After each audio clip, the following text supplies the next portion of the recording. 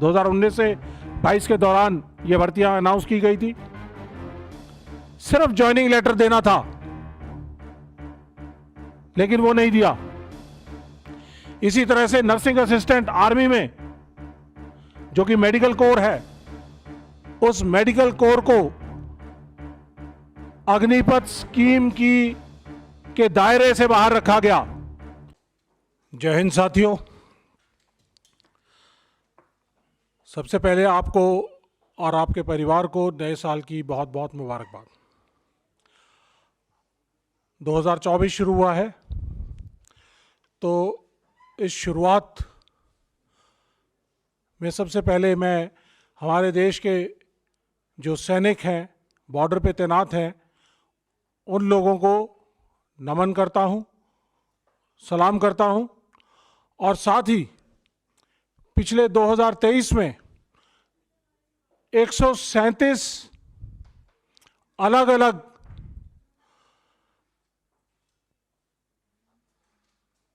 Terrorist के खिलाफ लड़ाई लड़ते हुए या बॉर्डर पर अपनी ड्यूटी के दौरान 137 इंसिडेंट्स में तकरीबन 104 हमारे जाबाज सैनिकों ने जो शहादत दी है, उनको नमन करता हूं, सलाम करता हूं और कांग्रेस पार्टी की तरफ से उनको श्रद्धांजलि।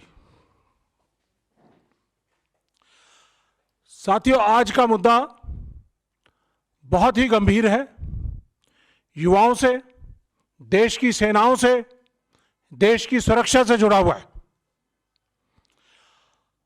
जैसा आपको मालूम है, अग्निपथ स्कीम, जिसके तहत अग्निवीर सैनिक भर्ती किए जा रहे हैं, ये देश की सुरक्षा प्रणाली के साथ बहुत बड़ा खिलवाड़ है, घातक है और देश की सुरक्षा के लिए सही नहीं है। इसके दो बड़े पहलू हैं। अग्निपथ स्कीम 2022 जून में आई। एक पहलू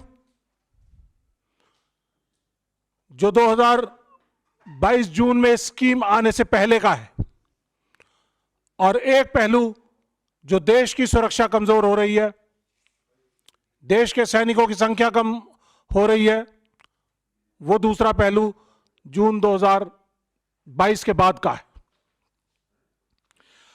आज हम मोटे तौर पे फोकस करेंगे जून 2022 से पहले वाले मुद्दे में, जो एक बेरोजगारी, अपमान, निराशा और पेन की, दर्द की एक बड़ी भयावह कहानी है। 2022 जून से पहले, अग्निपथ स्कीम आने से पहले, तकरीबन 1.5 लाख से ज्यादा युवा इंडियन आर्मी, एयरफोर्स, नेवी, इसके अंदर 2019 से लेकर और 22 तक के बीच की जो भर्तियां अनाउंस की गई थी, उसके तहत अलग अलग चरणों में भर्ती की गए।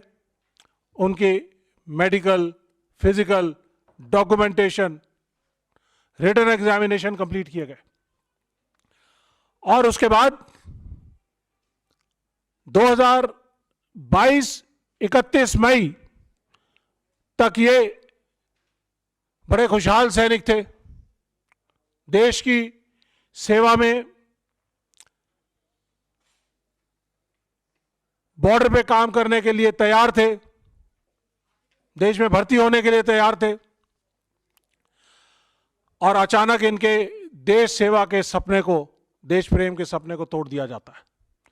31 मई तक वेबसाइट्स के ऊपर, डिफेंस वेबसाइट्स के ऊपर ये चयनित कैंडिडेट्स थे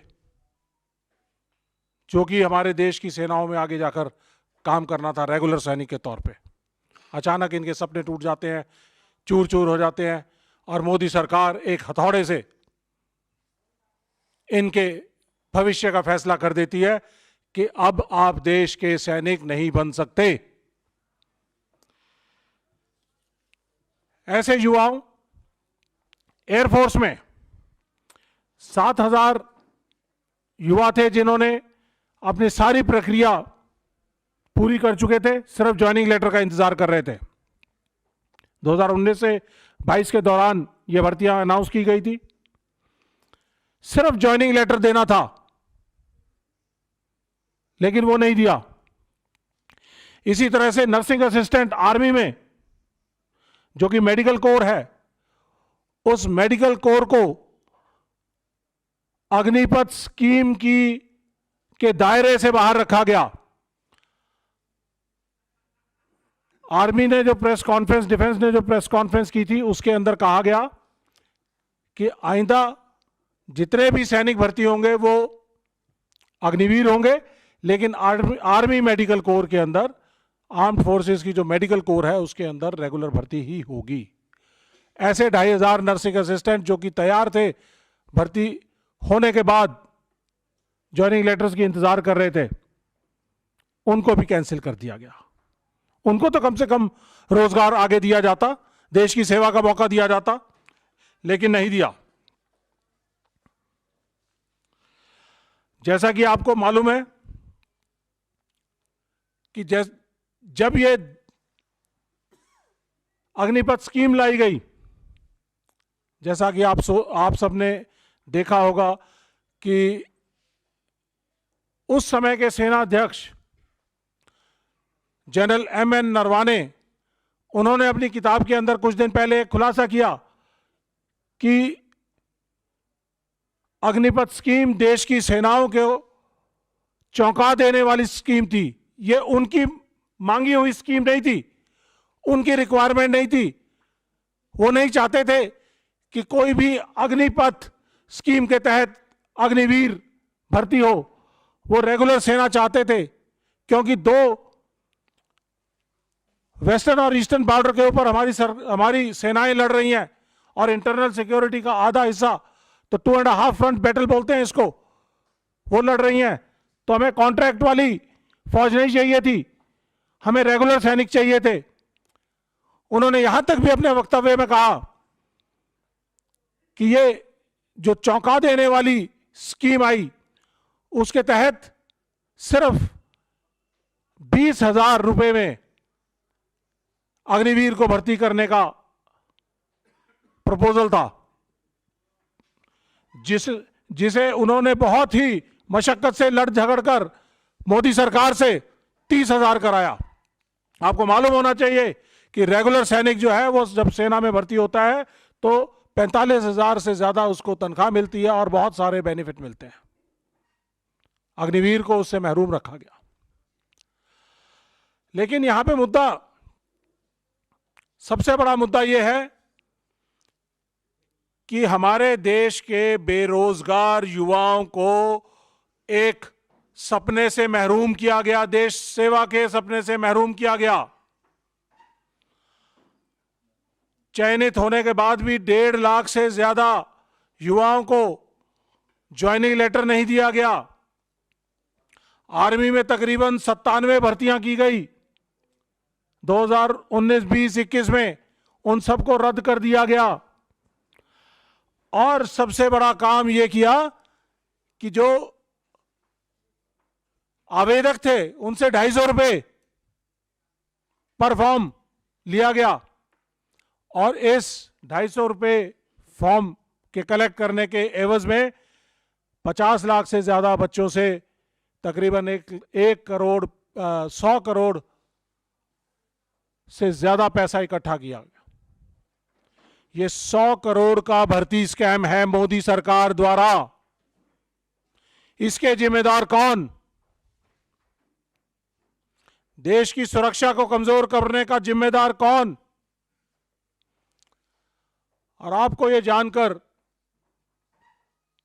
अचरज होगा कि हमारे देश के मीडिया ने इन बातों को नहीं उठाया। हमने आरटीआई के जरिए भी बहुत सारी इंफॉर्मेशन कलेक्ट की,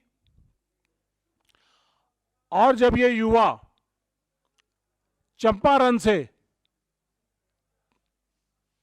बिहार चंपारण जो कि गांधी जी के सत्याग्रह की भूमि है, वहां से चलकर जब ये दिल्ली पहुंचे, हमें भी मालूम चला कि 1100 किलोमीटर लंबी यात्रा करके ये बच्चे वहाँ से पहुँचे हैं, जो पिछले 2 साल से गुहार लगा रहे हैं कि हमें ज्वाइनिंग दी जाए, हमें बेरोजगारी नहीं चाहिए, हमें समाज में इज्जत चाहिए। क्योंकि जब ये वापस गांव में जाते हैं तो इनको झूठा सैनिक कहा जाता है, प्रताड़ना की जाती है कि तुम तो झूठ बोल रहे थे। तो इस शर्म से ये लोग तकलीफ खाकर सरकार से गुहार लगाते लगाते थक गए, तो इन्होंने चंपारण से 1100 किलोमीटर की यात्रा शुरू की, पैदल यात्रा। सलाम करते हैं इनकी यात्रा को, इनके जज्बे को कि ये सरकार के साथ लोहा ले रहे हैं, लड़ाई लड़ रहे हैं। हमें जब मालूम चला, हमारे नेता को, जननायक राहुल गांधी जी को पता चला, तो उन्होंने कहा कि ये तो बहुत गलत कर रही है मोदी सरकार हमारे युवाओं के साथ, हमारी सेना के साथ। तो उन्होंने इन बच्चों को बुलाया, उन बच्चों की पीड़ा सुनी, उनके पेरेंट्स थे, उनसे बात सुनी। मालूम चला 64 बच्चे जो भर्ती हो चुके थे, सेना में ज्वाइनिंग लेटर का इंतजार कर रहे थे और सरकार से गुहार लगा लगा कर परेशान हो गए थे और देश सेवा के सपने को टूटने से दुखी थे, आहत थे, तो 64 बच्चों ने इस दौरान सुसाइड किए। इन 64 बच्चों के सुसाइड का जिम्मेदार कौन? सवाल पूछते हैं हम मोदी सरकार से कि क्या ऐसी मजबूरी थी कि आपने अग्निपथ स्कीम लागू की? जब अग्निपथ स्कीम आप लागू कर रहे थे, इन बच्चों को उसके अंदर समायोजित करना चाहिए था, लेकिन नहीं किया। आपको इन जो भी आप स्कीम लाते हैं, प्रोस्पेक्टिव, आगे के आने वाले समय से लाते हैं, पायलट प्रोजेक्ट करके लाते हैं ना। आपने पायलट प्रोजेक्ट किया, देश की सेना को धोखा दिया, देश के युवाओं को धोखा दिया। देश की सेना को इसलिए धोखा दिया कि उनको मालूम ही नहीं था कि किस तरह से अग्निवीर या अग्निपथ स्कीम आ रही है, और महज 4 साल के लिए उनको देश के सैनिक बनाया जाएगा और उसके बाद उनको बेरोजगार कर दिया जाएगा। देश के युवाओं के सपने को तोड़ने का काम किया।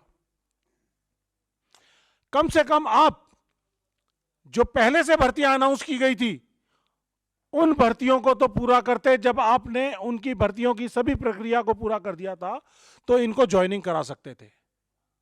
ज्वाइनिंग करानी जरूरी थी, लेकिन आपने ज्वाइनिंग नहीं दी। आपने एक तुगलकी फरमान जारी किया अग्निपथ स्कीम का, और उसके तहत 1.5 लाख से ज्यादा युवा बेरोजगार, 64 से ज्यादा युवाओं जिन्होंने खुदकुशी कर ली। देश की सुरक्षा और सेना का नुकसान तो अलग हुआ। हमने एक आरटीआई के जरिए सरकार से डेटा मांगा कि 2022 में कितने लोगों ने भर्तियां देखी और 2023 में कितने लोगों ने भर्तियां देखी। ये चौंका देने वाला डेटा है। ये आरटीआई, जिसका जवाब मिनिस्ट्री ऑफ डिफेंस ने दिया है, उन्होंने बताया है कि 2022-23 इसमें जो डेटा है ये 2022 से लेके और 2023 मार्च के बीच का है। 34 लाख युवाओं ने भर्ती देखी, लेकिन 2023-24 के अंदर ये संख्या सिर्फ घटकर 10 लाख रह जाती है। तो इसका मतलब कहीं ना कहीं ये अग्निपथ स्कीम और अग्निवीर जो इसके तहत भर्ती किए जा रहे हैं, ये देश के युवाओं को पसंद नहीं है, देश के युवाओं के लिए सही नहीं है, देश की सेनाओं के लिए सही नहीं है। 34 लाख युवा जो 2022-23 में देश की सेना में आना चाहते थे, उनकी संख्या घटकर सिर्फ 10 लाख रह गई। 24 लाख युवा जिनके देश सेवा के सपने को तोड़ा है इस मोदी सरकार ने, उसका जवाब देना पड़ेगा। इसका एक और पहलू है, क्योंकि कम लोग भर्तियां देखने आ रहे हैं, तो जब इनका कंपटीशन पहले होता था, हजारों की तादाद में जब दौड़ लगाते थे, तो आगे के 40-50 बच्चों को सिलेक्ट कर लिया जाता था। 1 किलोमीटर और 600 मीटर की जो रेस होती है, उसके अंदर 4 मिनट और 45 सेकंड के अंदर आना होता है। एक्सीलेंट। पास तो 5.5 मिनट तक होता है। 4.5 मिनट के अंदर युवा कंपटीशन की इतनी तैयारी करते थे, 4.5 मिनट के अंदर दौड़ पूरी करके आ जाते थे, सैकड़ों की तादाद में, और उनमें से शुरू के 50-60 बच्चे लिए जाते थे। आज 6 मिनट तक खुला रखते हैं एनक्लोजर को कि कोई तो पहुंच जाए। कंपटीशन कम हो गया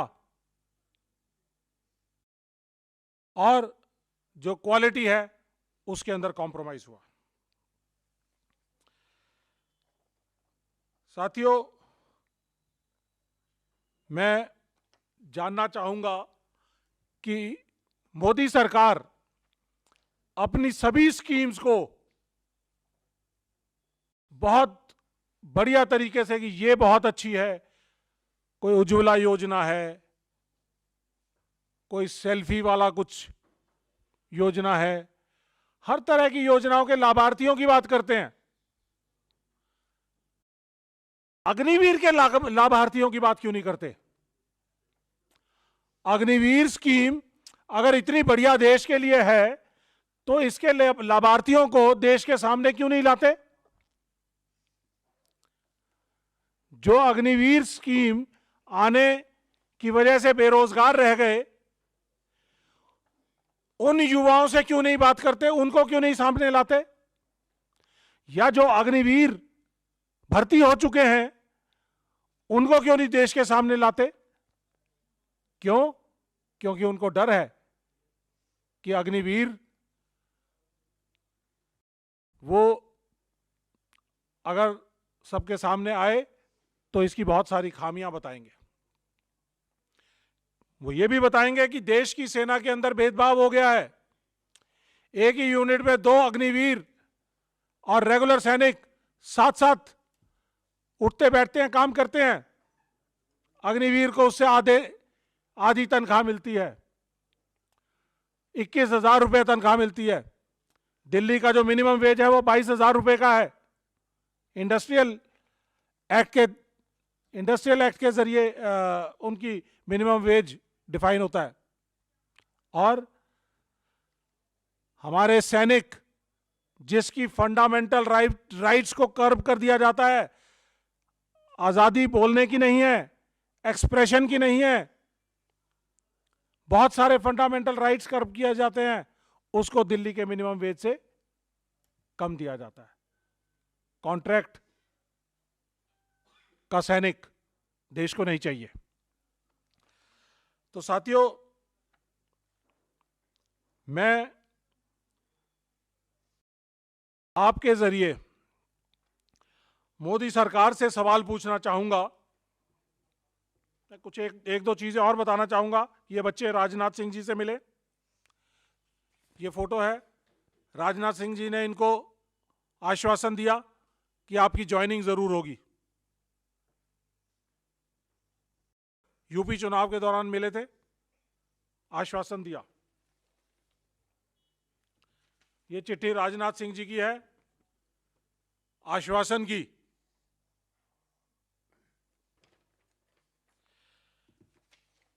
ये नर्सिंग असिस्टेंट जिनको रेगुलर सैनिक के तौर पे अग्निवीर स्कीम आने के बाद भी रेगुलर सैनिक के तौर पे जिनको लिया जाना था, उनकी भर्तियों को भी रद्द कर दिया गया। ये नर्सिंग असिस्टेंट है जो मेडिकल के अंदर,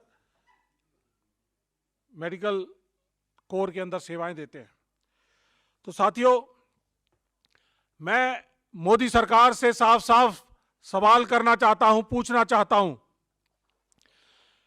कि 100 भर्तियां आर्मी एयरफोर्स जिसके तहत 1.5 लाख से ज्यादा बच्चे सिलेक्ट किए गए, उनको ज्वाइनिंग क्यों नहीं दी? उनको तुरंत प्रभाव से ज्वाइनिंग दी जाए।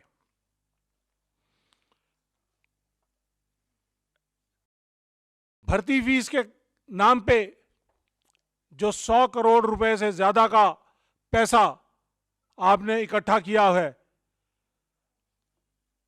उसका देश को हिसाब दिया जाए कि ना तो भर्ती हुई, ना फॉर्म फी वापस हुई। बेरोजगारी, निराशा, अपमान साथ में मिला। मैं पूछना चाहूंगा कि 64 युवाओं के सुसाइड का जिम्मेदार कौन? और इनके जो परिवार टूटने का, परिवार को जो अपने पास पड़ोस से जो आत्मग्लानि और शर्म मिल रही है, उसका जिम्मेदार कौन?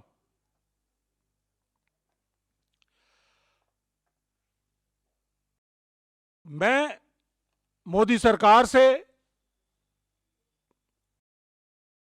आपके जरिए रिक्वेस्ट करूंगा कि इन 1.5 लाख युवाओं को दर बदर भटकने ना दिया जाए।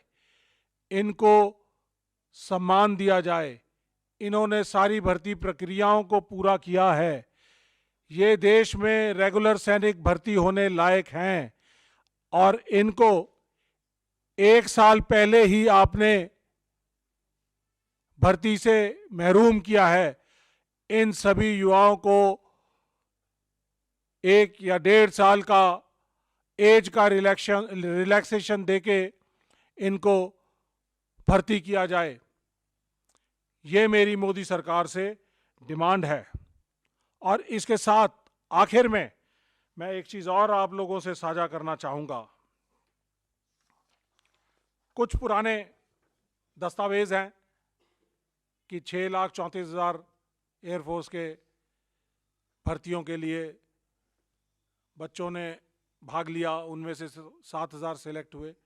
बहुत सारा कुछ है, राजनाथ जी से मिलने का प्रूफ है, बहुत कुछ प्रूफ है, लेकिन इन बच्चों को आज तक कोई भी इज्जत, मान सम्मान नहीं दिया। इन बच्चों को मान सम्मान दिया है हमारे नेता राहुल गांधी जी ने, अपने पास बुलाकर, इनकी पीड़ाओं को सुनकर, इनके दुख दर्द को जानकर, और इनको वायदा किया है कि हम सड़क से संसद तक आपकी बात को उठाएंगे और आपके साथ खड़े हैं। और आखिर में, ये कोई बड़ा पुराना नहीं, मेरे ख्याल से आज का ही है, जो सामाजिक पहलू है इसके साथ जुड़ा हुआ, इन युवाओं के साथ जो खासकर अग्निवीर भर्ती हो रहे हैं, क्योंकि 17 साल में भर्ती, 21 साल में बेरोजगार, 18 साल में भर्ती, 22 साल में बेरोजगार, उनके साथ शादी करने के लिए लड़कियों ने इनकार कर दिया कि अग्निवीर हो तो शादी नहीं करेंगे, रेगुलर होते तो जरूर करते, क्योंकि परिवार की सुरक्षा एक रेगुलर सैनिक के साथ जुड़ी हुई है, जो अग्निवीर के साथ नहीं जुड़ी हुई।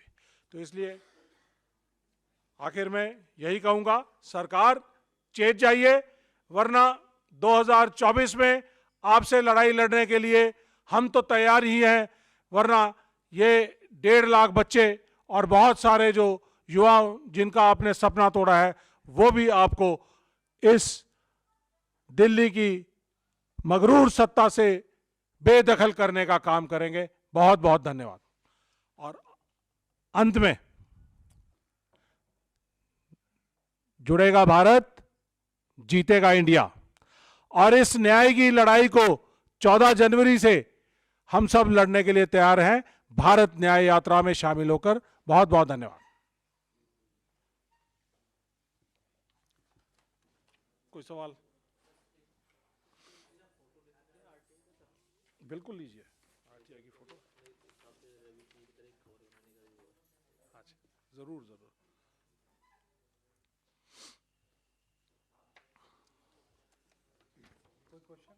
आप लोगों को ये भी जानना जरूरी है कि ये अलग अलग भर्तियों के अंदर जो सिलेक्टेड कैंडिडेट्स हैं उनकी लिस्ट है, जो 31 मई 2022 तक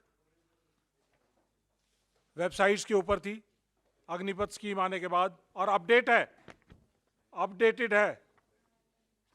और 2022 में ये स्कीम आने के बाद इनको वेबसाइट से हटा दिया गया। कोई सवाल ना होने का मतलब है कि आप एग्री करते हो इस सारी बात से।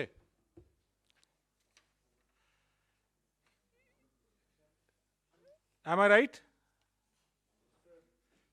कि देश की सेना मजबूत होनी चाहिए।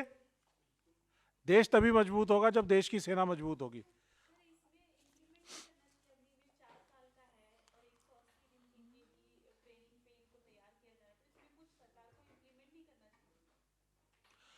देखिए, इंप्लीमेंट सिर्फ एक ही चीज हो सकती है कि सभी को रेगुलर सैनिक बनाया जाए। देश की सुरक्षा तभी हो पाएगी। 4 साल का सैनिक, 6 महीने की ट्रेनिंग, 1/3 ट्रेंड सोल्जर और 4 साल में वापस आने वाला सोल्जर, वो देश की सुरक्षा नहीं कर सकता। और आपको ये जानकर हैरानी होगी कि देश में 6 महीने पहले पहला बैच अग्निवीर का आया। 6 अग्निवीर अभी तक जिनका देहांत हो चुका है, जिनमें से 2 शहीद हैं। शहीद मतलब 2 बॉर्डर पर लड़ते हुए शहादत पाई, और 4 ऐसे हैं जिन्होंने सुसाइड किया है। इतना ज्यादा सुसाइड का रेट फौज में कभी नहीं था, क्योंकि उनको मेंटली और फिजिकली ट्रेनिंग देके मजबूत बनाया जाता है। ऑल वेदर सोल्जर बनाने के लिए 6 से 7 साल लगते हैं हमें एक सोल्जर को तैयार करने के लिए। और आजकल टेक्नोलॉजी का ज़माना है। हमें आज से 5 या 6 साल बाद हमारी सेना की जो संख्या है वो 1/3 रह जाएगी। सेना में तकरीबन 1/4, बची हुई सेना में 1/4 से ज़्यादा अग्निवीर होंगे। और हमारे मिसाइल का बटन दबाने के लिए भी सही तरीके से हमारे पास ट्रेंड सोल्जर नहीं होगा। इक्विपमेंट को मेंटेन करने के लिए हमारे पास सही सोल्जर नहीं होगा। रेडार्स को, हेलीकॉप्टर्स को, रेडार्स को मेंटेन करने के लिए हमारे पास सोल्जर नहीं होगा। आपको ये जानकर हैरानी होगी कि जब एक जहाज या हेलीकॉप्टर को या एक टैंक को चलाया जाता है, उसको चलने से पहले उसकी इंस्पेक्शंस होती हैं। इसी तरह से मिसाइल्स को जब चलाया जाता है उससे पहले उनकी इंस्पेक्शंस होती हैं। और कम से कम 15 से 20 लोग अलग अलग इक्विपमेंट को पहले सर्टिफाई करते हैं, तभी वो चल सकता है, नहीं तो वो चल नहीं सकता। तो कौन सर्टिफाई करने के लिए ट्रेंड सोल्जर होगा, ये आपको सोचना है।